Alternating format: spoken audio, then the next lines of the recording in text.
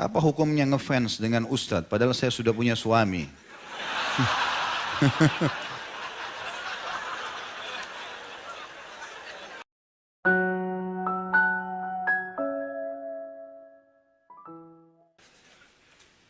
Masa lalu saya kelam, ahli maksiat, tidak pernah sholat, dan hobi dugem.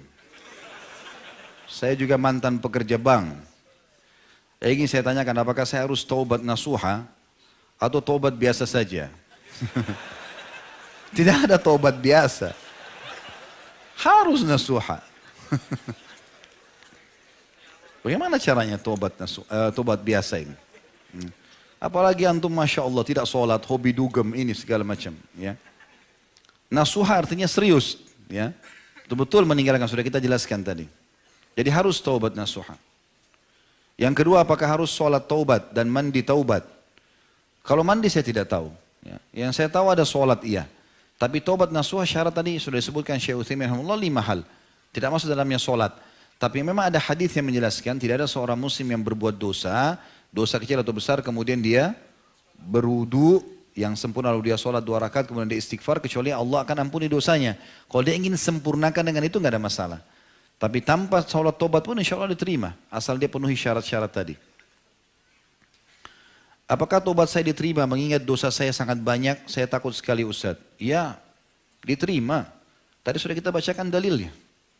Semua dalilnya jelas tadi, ayat-ayat Al-Quran.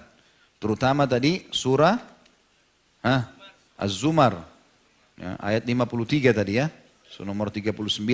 Itu jelas sekali.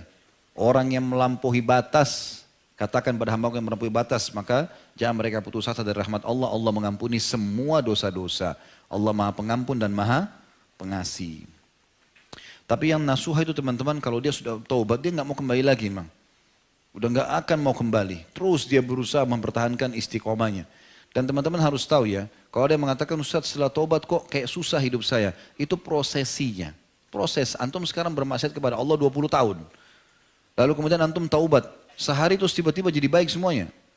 Enggak, dibersihkan dosa antum. Ada proses pembersihannya.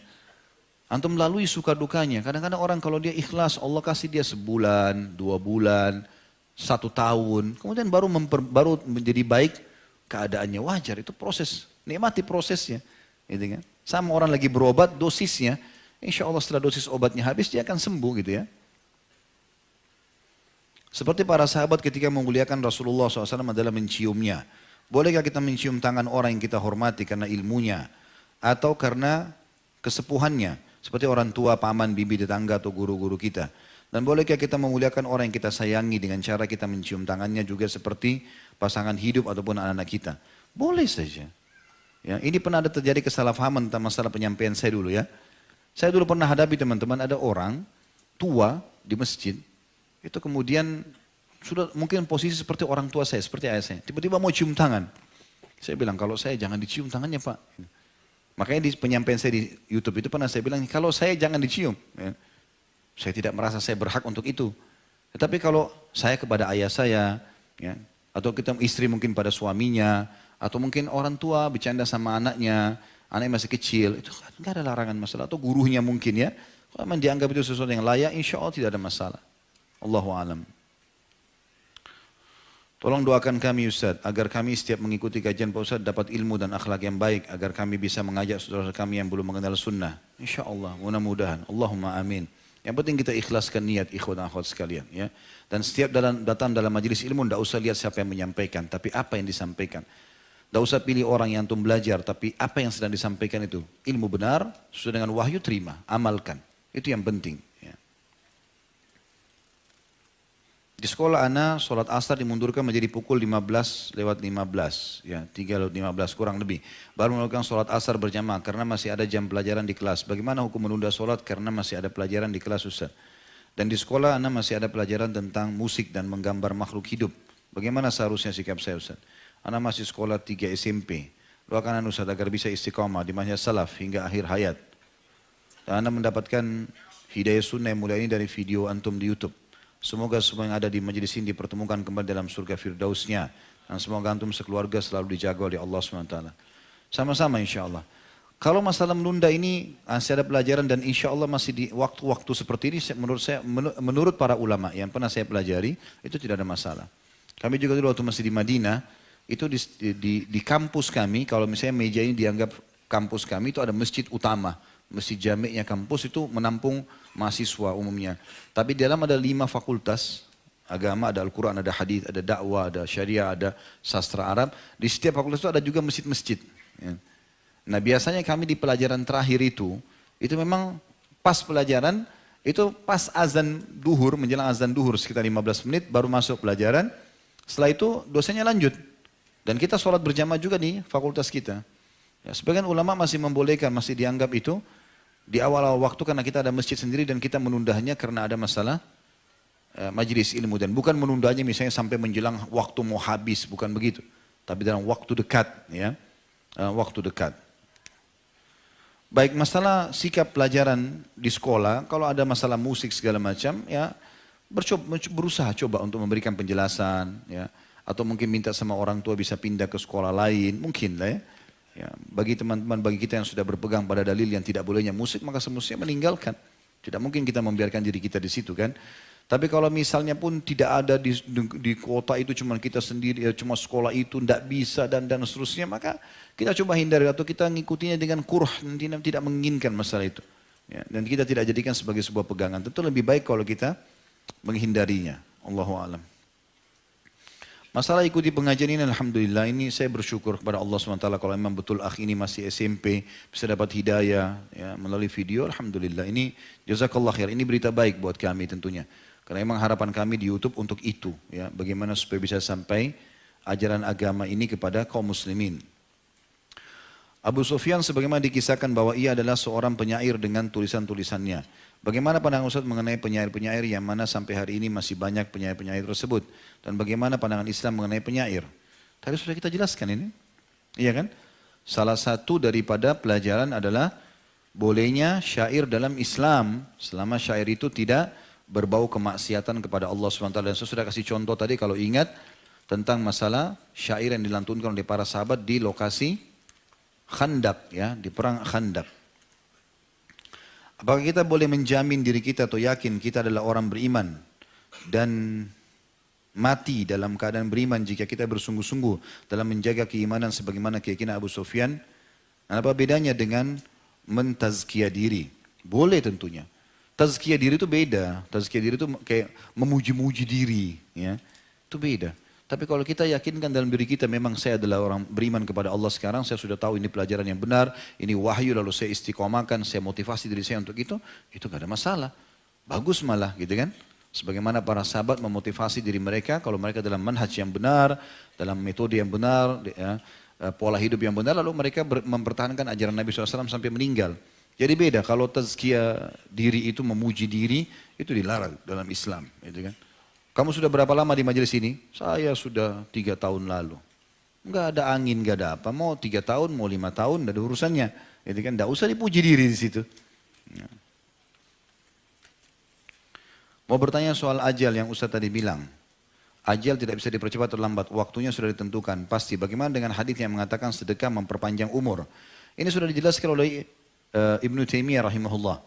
Beliau menjelaskan hadis yang semua berhubungan dengan berpanjang umur seperti silaturahim, memperpanjang umur gitu kan, sedekah memperpanjang umur. Ini beliau mengatakan yang diperpanjang bukan jumlahnya tapi berkahnya. Jadi kalau misalnya ada orang 70 tahun si A selalu silaturahim dan sedekah misalnya. Sementara si B 70 tahun juga tidak melakukan itu. Maka kita temukan si A ini berkah dalam 70 tahun sudah bangun masjid, sudah punya rumah anak yatim, banyak kegiatan baik yang dia sudah lakukan. Allah berkahi perpanjangan umur dalam ibadah gitu loh.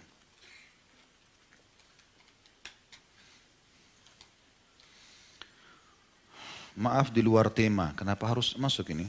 Baiklah, saya hanya ingin meminta doa dari Ustadz dan jemaah semuanya di sini bahwa saya sedang proses pencarian istri yang soleha. Dan dengannya saya semakin dekat dengan surga Allah. Harapan saya adalah bisa menikah di awal tahun depan. Akan tetapi hubungan saya dan keluarga saya sudah terpecah belah sehingga sulit sekali untuk berbicara pernikahan. Sekarang saya harus berjuang seorang diri untuk mempersiapkan biaya dan lain-lain. Mohon nasihatnya Ustaz. Insya Allah. Mudah-mudahan semua yang bujang yang hadir di tablik akbar ini tidak bujang lagi. Ya. Terakhir tahun ini ya. Waktu antum tinggal 2 bulan berarti. Bagaimana caranya Ustaz? Gampang. Apa Indonesia negara paling gampang menikah. Paling mudah Masya Allah, paling murah seluruh dunia. Perangkat sholat, Al-Quran nikah. Modalnya masuk masjid sholat. Minta sama imam, imam saya mau nikah imam. Dicarikan di kampung nanti. Kalau di kota yang mahal-mahal memang jangan. Cari yang murah-murah, yang bedaknya 20.000. Dia antum bisa hidup. Yang penting status suami kan. Karena nanti orang juga banyak bilang, saya tidak mau nikah sama orang di kampung Ustaz. Mungkin karena beda, orang kota kan sudah tahu dandan segala macam. Kan bisa antum ajarin. Kan bisa belajar gitu kan. Tapi dia Masya Allah tidak ikut pergaulan bebas, tidak segala macam. Maka itu bagus. Kan? Yang penting kalau mau nikah jangan rewel. Tinggi, putih, cantik, pintar. Nanti di surga ada bidadari.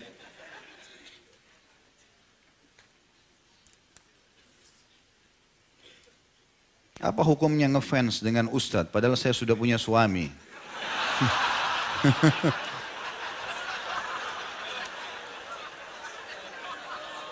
Ini perlu dirincikan, ngefans apa dulu? Kalau yang dimaksud adalah kajiannya, kajian penyampaian ilmunya, nggak ada masalah. Tapi kalau fisiknya jangan. Nggak boleh. Semua muslimah kalau sudah menikah, suamiku adalah rajaku. Sudah selesai. Nggak ada lagi, haram, tidak ada poliandri. Ya. Nggak ada. Hah? Tidak boleh. Ya. Kalau cuma pelajaran yang disampaikan, nggak ada masalah. Ya, ilmunya itu nggak ada masalah. Mungkin penampilan lalu kemudian berharap suaminya bisa, itu mungkin umum. Tapi kalau sudah menyukai, akhirnya beralih sukanya dari suami kepada orang lain, ini nggak boleh. Hukumnya haram dalam Islam, tidak boleh sama sekali.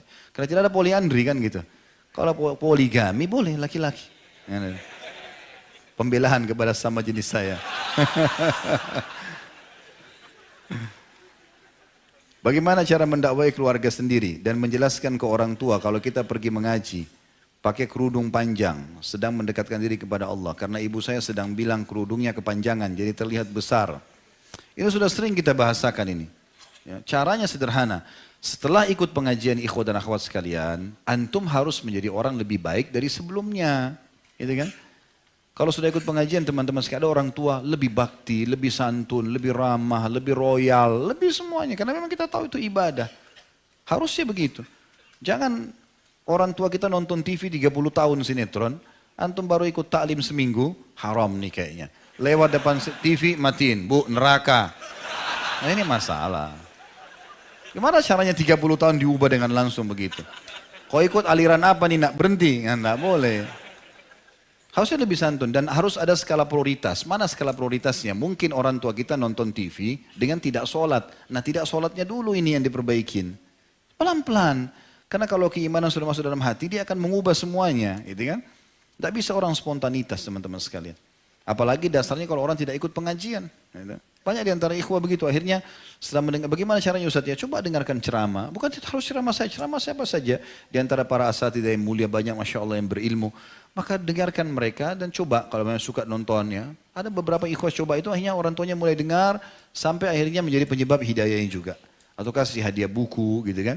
Atau kalau ada orang tua ragu, ini pengajian apa nak? Ayo ibu atau ayah ikut yuk. Lihat pengajian saya biar tahu. Insya Allah hadir sekali 2 kali cukup. Mereka bisa dengarkan kok. Karena orang-orang yang banyak menilai pengajian itu tidak baik. Karena belum dengar. Coba duduk sekali dengar. Ada yang salah berikan masukan kan gitu. Tapi kalau benar kenapa nggak diterima? Allahu a'lam, itu setahu saya. Dan tentu selain daripada itu dikuatkan dengan berdoa. Mudah-mudahan Allah SWT berikan hidayah. Istri ana suka sekali baca novel dan terkadang juga menulis novel. Apakah perkara itu sia-sia? Sebenarnya kalau itu dalam bentuk nasihat-nasihat, hal yang bermanfaat, mungkinlah masih bisa. Tapi lebih bagus menulis ya, yang bermanfaat, yang misalnya belajar agama ditulislah. Atau ilmu-ilmu yang bermanfaat itu lebih baik. Karena ini juga pangsa pasarnya sebagian kecil orang yang memang suka membaca, karena kan harus membuat kisah-kisah fiktif misalnya, atau hal-hal yang tidak perlu gitu kan, dibesar-besarkan, kisah tentang apalah cinta seseorang pada orang lain, dan hanya lingkup kecil lalu kemudian dibesar-besarkan seakan-akan itu sebuah kisah yang harus jadi besar. Kita masih punya banyak kisah Nabi, kisah para sahabat ya, yang tidak bisa diukir lagi dengan pulpen. Harusnya bisa diberikan masukan. Kalau istri antum yang bertanya ini memang sudah begitu dari sebelum nikah, maka pelan-pelan didakwahi. Nabi Nuh alaihissalam mendakwahi istrinya sampai akhirnya meninggal dalam keadaan kufur. Nabi Lut juga alaihissalam begitu. Gitu kan. Tapi kita coba bersabar, nasihatin, doakan. Karena rumah tangga tujuannya menikah untuk dipertahankan, bukan untuk cerai. Kalau sudah betul-betul sampai pada puncaknya sudah tidak bisa dipertahankan lagi, baru kita pilih jalan itu. Itu pun sudah mentok pada titik di mana kita nggak bisa lagi perbaiki. Saya punya sahabat dekat, namun ia belum sadar akan kewajiban menuntut ilmu syar'i. Jika bersamanya saya futur. Jika dekat dengan yang sefaham atau menuntut ilmu, saya semangat lagi. Namun ia langsung menjauhi saya. Saya ingin mengajaknya kembali, tapi adakah cara lain Ustaz mendekatinya? Karena jika dekat saya futur. Enggak, kalau memang antum sudah sampai futur, futur itu artinya jauh dari agama. Dengan berteman sama dia begitu, ya sudah jaga jarak saja. Karena Nabi SAW mengatakan, Al-maru ala dini khalili. Seseorang sesuai dengan agama, sahabatnya atau temannya, nggak boleh. Ya, bahkan nanti hari kiamat akan ada, Allah ceritakan orang-orang akan ada mengatakan dalam Al-Quran diceritakan, walaupun ini ayat turun kepada beberapa orang dari Quraisy, ya. Tapi Allah SWT, para ulama tafsir mengatakan ayat ini berlaku umum. Siapapun yang mengikuti pola yang sama akan terjadi hal yang sama. Nanti di hari kiamat di neraka akan ada orang mengatakan, ayatnya itu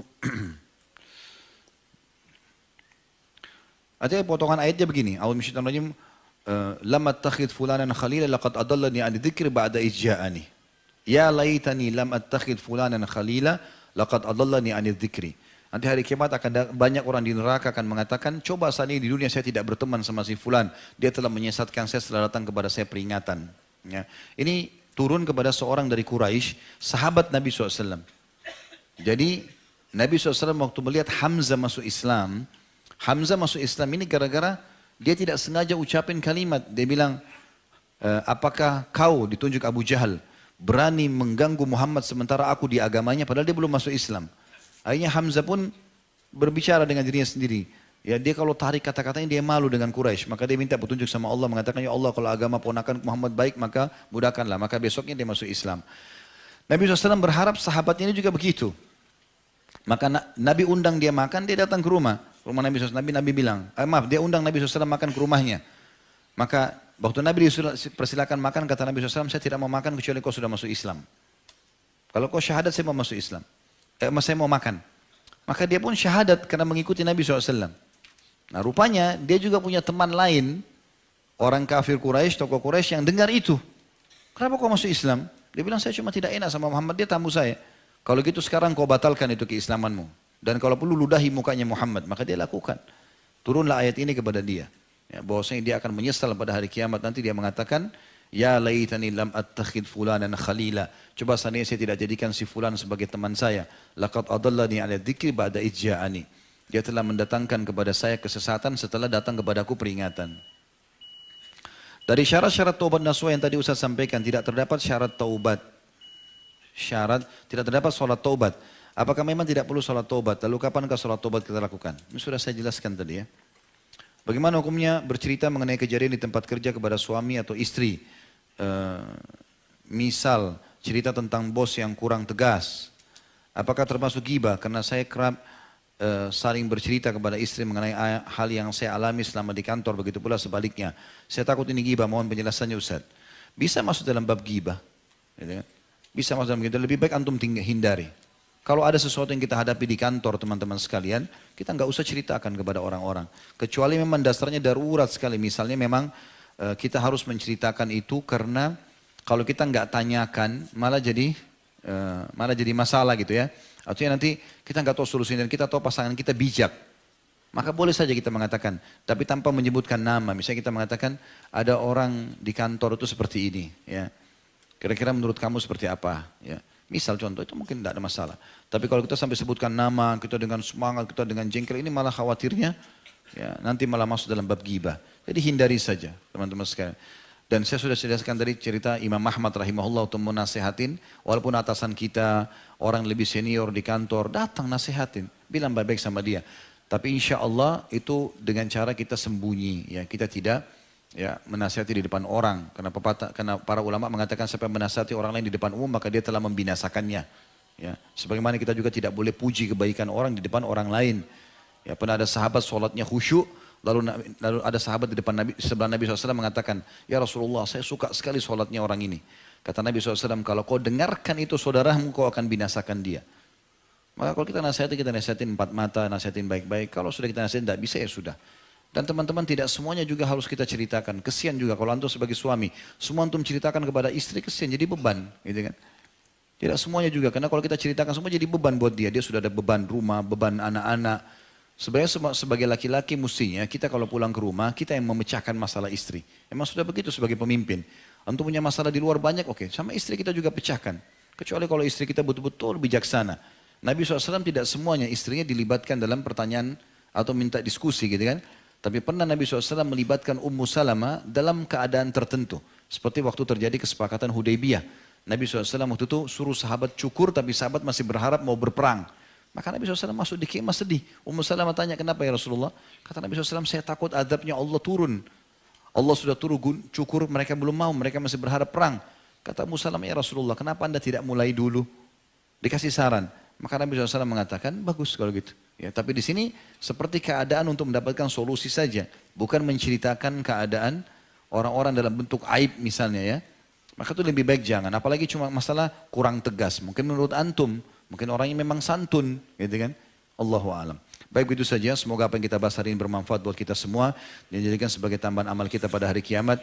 Kalau ada benar pasti dari Allah, kalau ada salah dari saya mohon dimaafkan. Subhanakallahumma bihamdika, asyhadu an la ilaha illa anta astaghfiruka wa atubu ilaik. Wassalamualaikum warahmatullahi wabarakatuh.